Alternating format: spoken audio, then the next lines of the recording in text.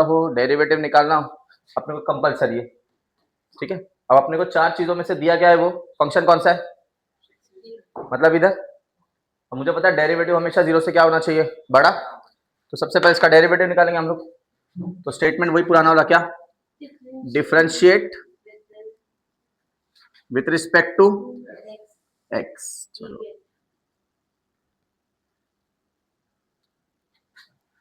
ये हो गया f dash x, 2x cube का डेरिवेटिव तो 6x स्क्वायर, 6x, ठीक है। अब ये तुम्हारा डेरिवेटिव आ गया।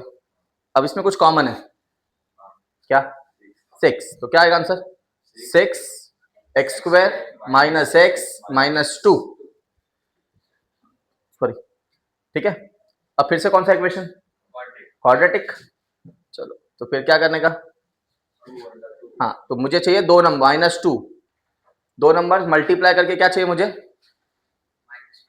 मल्टीप्लीकेशन में चाहिए -2 और सम यानी कि बीच वाला नंबर क्या चाहिए, तो बताओ कौन से 2 नंबर, सेम 2 1, लेकिन माइनस साइन इधर आएगा, और ये -2 + 1 सेम, ठीक है। तो 2 नंबर्स क्या हो गए, -2x + 1x -2। अब क्या आगे करते हैं हम लोग, x कॉमन निकालते हैं, ठीक है। तो अब इतना जरूरत नहीं है अपने को, मैं तुमको 10th में भी बोला था कि अगर इधर x स्क्वायर है, इधर आगे कोई नंबर नहीं है, तो जो 2 नंबर्स तुम डिसाइड करते हो वही तुम्हारे 2 नंबर्स ब्रैकेट में आ जाते हैं। तो पूरा सॉल्विंग दिखाने की जरूरत, सिर्फ 2 नंबर्स प्रॉपर फाइंड करने हैं, और एक्स स्क्वायर के साथ कोई नंबर, क्लियर, पहला स्टेप क्लियर। हाँ अब इसके बाद उन्होंने बोला है, ये तुम्हारा हो गया एफ डैश एक्स। अब बोला गया है क्योंकि F dash x strictly increasing है, सॉरी जो फंक्शन है तुम्हारा स्ट्रिक्टली इंक्रीजिंग है, क्या है, स्ट्रिक्टली इंक्रीजिंग, इसीलिए एफ डैश एक्स 0 से बड़ा हो जाएगा, क्लियर। हाँ मतलब 6x - 2 और x + 1 0 से क्या हो जाएगा, कंपलसरी। अब इसके बाद बहुत इंपॉर्टेंट चीज है, चलो इधर आ जाएगा, 6 मल्टीप्लाई में इधर क्या हो जाएगा, तो क्या हो जाएगा, x - 2 x + 1।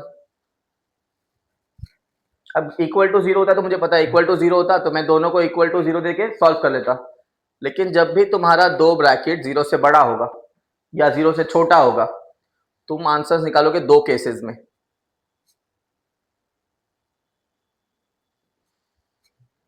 कितने केस में, तो 2 ब्रैकेट जब भी 0 से बड़ा है तो तुम पहला ब्रैकेट 0 से बड़ा लिखोगे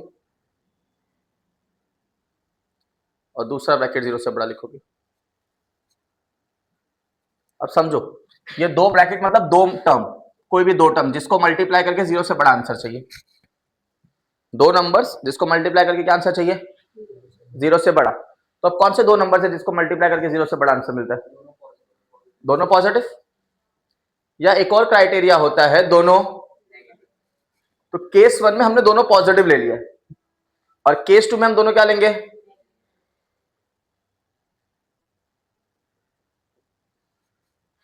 समझ में आ रहा है।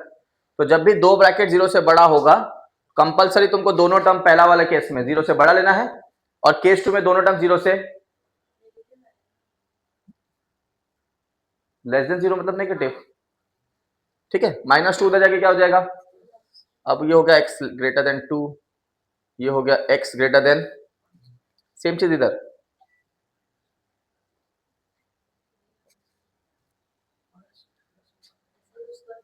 अब x की कितनी वैल्यूज हो गई, मुझे x की वैल्यू चाहिए होती है 2, समझो क्योंकि ये क्वाड्रेटिक था तो समझ के चलो मुझे x की कितनी वैल्यू चाहिए।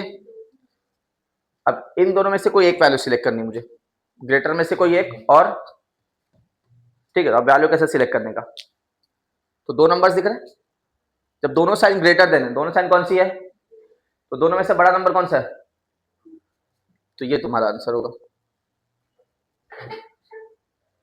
सिंपल रखो, जब दोनों साइन ग्रेटर देन वाली है तो दो नंबर में से जो बड़ा नंबर दिख रहा है वो तुम्हारा आंसर है। वैसे जब दोनों साइन लेस देन वाली है तो कौन सा नंबर देखोगे? छोटा। तो कौन सा वाला हो जाएगा? क्लियर है? ठीक है, तो यहाँ हम लोग x ग्रेटर देन 2 आंसर ले रहे हैं और इधर हम लोग आंसर ले रहे हैं x लेस देन। तो मुझे x का वैल्यू मिल गया। एक बार x का वैल्यू क्या है? 2 से बड़ा। कहां तक जाएगा 2 से बड़ा मतलब कहां तक? मैं पूछ रहा हूं x ग्रेटर देन 2 बोला है ना, तो ग्रेटर देन 2 मतलब कौन से नंबर्स? 2 से ऊपर जितने भी है कहां तक? इन्फिनिटी तक। -1 से छोटा मतलब कहां तक?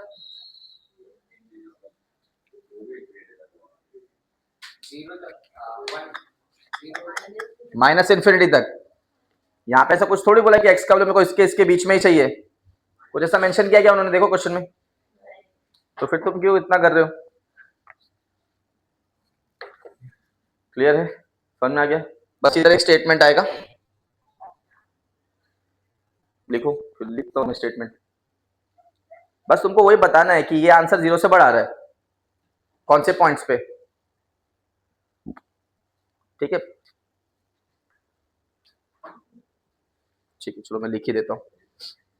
हाँ मुझे पता है, तो मैं लिख रहा हूँ for every x greater than 2। हाँ, f is strictly, या f की जगह ये लिख देते हैं, for every x greater than 2 x minus 2 x plus 1 is greater than 0। और यहां पे सेम लिखोगे तुम, thus for every x less than -1 x minus 2 x plus 1 is greater than 0। Clear है? अरे हाँ नहीं, कुछ तो बोलो रे। ठीक है, तो लास्ट लाइन अभी इधर इधर सब। therefore from case 1 and case 2, कौन सा? case 1 case 2 क्या मिला तुमको? x की वैल्यू बोला from case n f is strictly increasing। f पूछा था ना उन्होंने? अरे मतलब f स्ट्रिक्टली इंक्रीजिंग बोला है ना x की वैल्यू के लिए, तो स्ट्रिक्टली इंक्रीजिंग है कब? कब? If and only if x 2 से बड़ा होना चाहिए और x -1 से। क्लियर है? तो x का वैल्यू क्या क्या हो गया? हाँ, ग्रेटर देन 2 मतलब 2 से इन्फिनिटी तक, -1 से छोटा मतलब कहां तक? तो 2 इन्फिनिटी चाहिए, या तो x का वैल्यू -इन्फिनिटी से -1 चाहिए। मुझे x का वैल्यू बताना था, तो ये है x का वैल्यू, या तो इधर x का वैल्यू 2 से इन्फिनिटी के बीच में आएगा, या तो x का वैल्यू -1 से। तो ये है तुम्हारा स्ट्रिक्टली इंक्रीजिंग वाला क्वेश्चन। कितने भी मार्क्स का होंगे? 4 मार्क का क्वेश्चन। ठीक है, तो इंक्रीजिंग के स्टार्ट किससे होगा? Differentiate normal quadratic equation, 2 bracket, increasing greater than 0। अब अगर डिक्रीजिंग हुआ, तुम्हारा देखो क्वेश्चन नंबर 3 का पहला क्वेश्चन भी सेम है, एग्जैक्टली सेम क्वेश्चन दिया, कोई चेंजेस नहीं है क्वेश्चन नंबर 3 के पहले क्वेश्चन में। क्लियर है? ठीक है, ये चेंज हो जाएगा, वो मैं बताता हूँ। ये पहले लिख लो फिर बताता हूँ।